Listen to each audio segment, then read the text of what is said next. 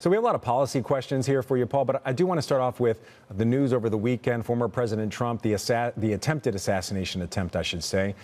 Does that influence the election or voters in a meaningful way in your mind? Generally speaking, political violence does not tend to influence election outcomes. We've seen this in Europe. We've seen this with the previous assassination attempt against former President Trump. I suspect that markets are not going to pay much attention to this. The things that markets are interested in now are, one, policy proposals, and two, probability of election of either candidate, and probabilities around the House and the Senate. And I don't think this situation changes any of that at this stage. Okay, had to ask you about that. We want to turn our attention back to policy right now. One of the things that a lot of voters are focused on, also just generally lawmakers and businesses are focused on, is the idea of tariffs. In your mind right now, how big of an issue is it when we look at tariffs in the election? Obviously, a lot of other social issues, economic issues at play, but tariffs, where do they rank in your mind? So I think it depends on where you are in the world. Speaking with clients in Asia, there is obviously considerable concern about the prospect of further disruption to global trade coming from trade taxes out of the United States. I think if you look at European investors or US investors, I get the sense that a lot of investors are not necessarily taking President Trump's words at face value.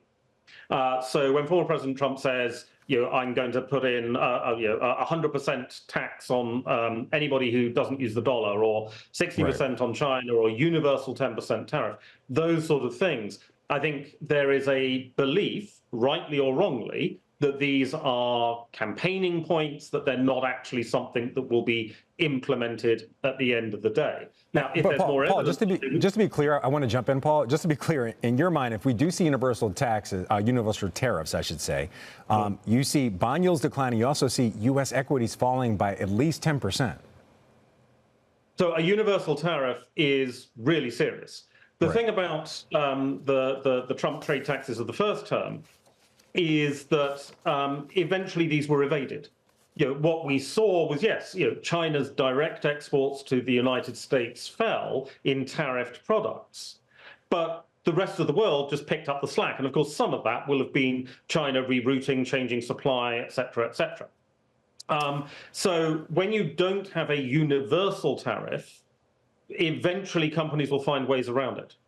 But if you have a universal 10% tariff, everything going into the United States, the only way around that is smuggling, which you guys used to do in the 1770s, but not so much these days. So you guys, that's going to be the problem. Paul, you're bringing up 1770s, you guys. I think we're... You're going way back with that grudge there for a second. On a serious note, I do want to go to the other side of the coin. Universal tariffs are generally seen as a possibility only if former President Trump wins the election. Let's go to the blue sweep. If Harris wins, and also we see Democrats win in both sides of Congress, you still see 20% chance of selective tariffs and also an 80% chance of what you call gesture tariffs. What are gesture tariffs? What are those, and how important are those for businesses and also investors and voters? So gesture tariffs are what we see quite a lot of. It's in politically important sectors. And what you see with gesture tariffs is there'll be tariffs on the one side, there'll be retaliation on the other side, but both sides will be very keen not to escalate the situation.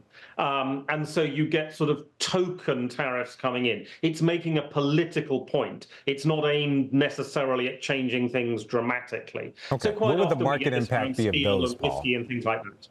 What are the potential market, very quickly, we do have to get going, but if we see some of those gesture tariffs and also that 20% selective tariffs, how does that impact the market? Gesture tariffs, limited impact on the market, could be significant for one or two stocks. A broader impact tariff, that is something which has a wider impact on the market and is more disruptive. It's a fiscal tightening. That's never good for equities.